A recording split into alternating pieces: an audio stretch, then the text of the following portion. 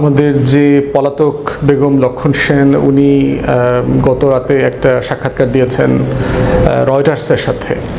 সেখানে উনি বলেছেন যে উনি স্বেচ্ছায় সারেন্ডার করবেন, ডিসেম্বরে উনি বাংলাদেশে আসবেন সকল নেতাকর্মীকে নিয়ে এবং সে বিচারের মুখোমুখি হবে আর কি। তো সেটা নিয়ে এবং একই ধরনের ইন্টারভিউ কিন্তু উনি গত কয়েকদিন আগে এনডিটিভি ভারতের একটা গণমাধ্যমকে দিয়েছিলেন লিখিতভাবে, যে উনি খুব দ্রুত দেশে ফিরবেন আর কি।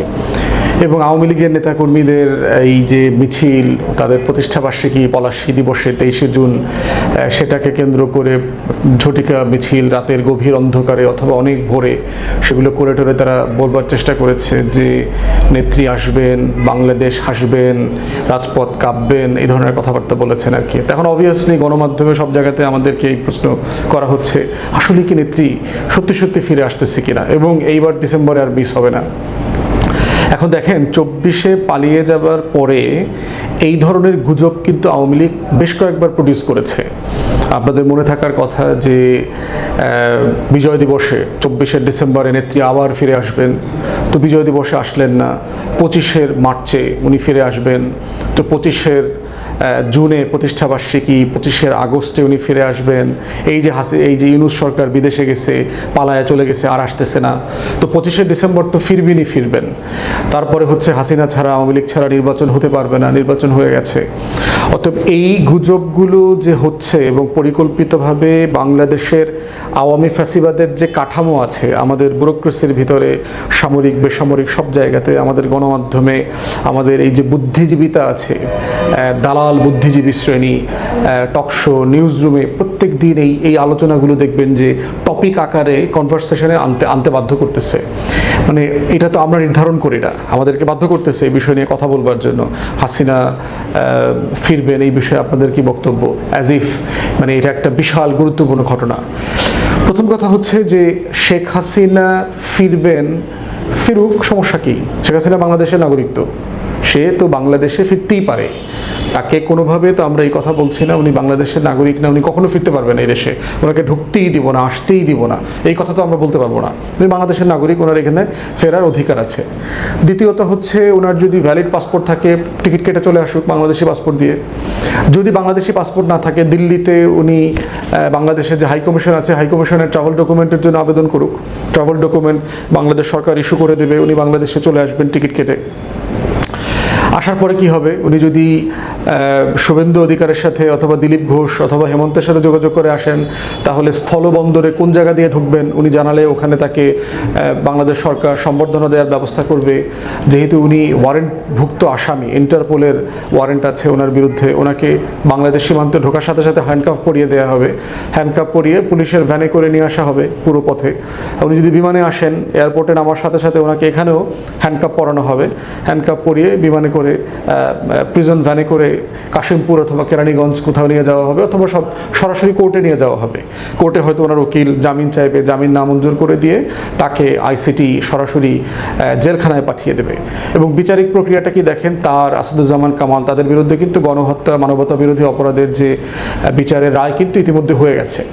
আপিল করবার সময় চলে গেছে, বাট স্টিল সুপ্রিম কোর্টের অ্যাপিলেট ডিভিশন চাইলে গ্রেস পিরিয়ড দিয়ে তাদের যে ইনহারেন্ট ডিসক্রিপশন আছে, ডিসক্রিপশন ব্যবহার করে তারা তাকে আপিল করবার সুযোগ দিতে পারে। যদি সুযোগ দেয় তাহলে আপিল প্রসেস কন্টিনিউ করবে, যদি সুযোগ না দেয় তাহলে মৃত্যুদণ্ডর ব্যাপারে যেটা কার্যকর হওয়ার কথা, মৃত্যুদণ্ড কার্যকর হবে তার এবং তার নেতাকর্মীরা যাদের বিচার শুরু হয় নাই তাদের বিচার শুরু হবে। এবং এই সবগুলো বিচারে যেন ইনসাফের সাথে হয়, ন্যায্যতা মেনে হয়, আমাদের আইন আদালতের যে কাস্টমারি জাস্টিস ডিসপেন্স করবার অব্লিগেশন আছে সেটা মেনে হয়, এটা আমরা সবসময় বলে আসছি। এটা হচ্ছে রেগুলার প্রসেস। অতএব আমরা বাংলাদেশের গণ অভ্যুত্থানের পক্ষে শক্তি যারা আছি, আমরা সবাই প্রস্তুত এই বেগম লক্ষণ সেনকে তার এই পলাতক জীবন থেকে, দিল্লি থেকে বাংলাদেশে ফেরত আসার ব্যাপারে স্বাগত জানাবো আমরা সবাই। উনি ফিরে আসবেন, উনি বিচারের মুখোমুখি হবেন, কেরানীগঞ্জ কাশিমপুরে ওনার ফাঁসি হবে, এইটা দেশের মানুষ দেখতে চায়। তারপরে দাফন কাফন যে প্রসেসে হওয়ার হবে আর কি। এখন বাস্তবতা হচ্ছে শেখ হাসিনা আসলে যা বলে তা করে কিনা, এবং দেখেন ঐতিহাসিকভাবে কি হয়েছে, পালানোর পরে ফিরে আসার বাস্তবতাটা কি। শেখ হাসিনা জুলাই আগস্টে কতবার বলেছে শেখ হাসিনা পালায় না, শেখ হাসিনা পালায় না, শেখের বেটি পালায় না। এই ধরনের কথাবার্তা তো বহুবার বলেছে। তাহলে পালাইলো কেন? শুধু কি পালাইছে, বাংলাদেশে ইন্ডিয়াকে মিলিটারিলি ইন্টারভিন করতে বলা হয়েছে না?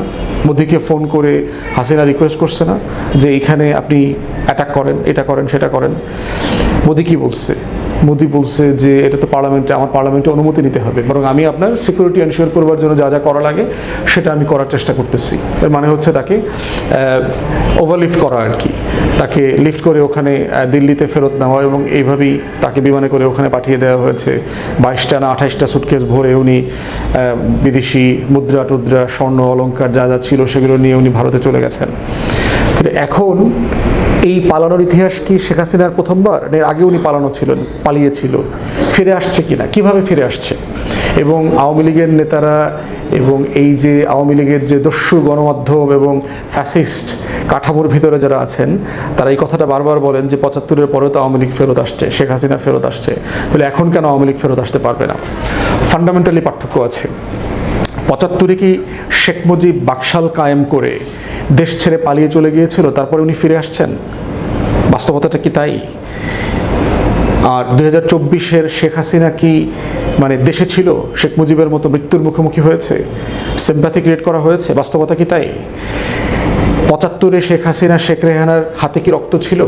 তারা কি বাকশালের লক্ষ্মী বাহিনীর, মুজিব বাহিনীর যত অন্যায়, অপকর্ম, অত্যাচার, নির্যাতন, তার কোনো কিছুর সাথে কি শেখ হাসিনা রেহানা জড়িত ছিল?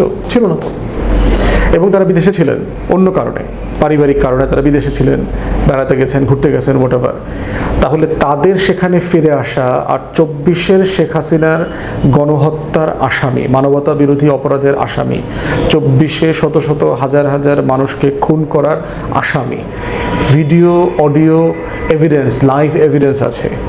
জাতিসংঘ থেকে শুরু করে আন্তর্জাতিক মানবাধিকার সংস্থা সবাই এই ব্যাপারে একমত হয়ে গেছে যে এই গণহত্যা শেখ হাসিনার অর্ডারে হয়েছে।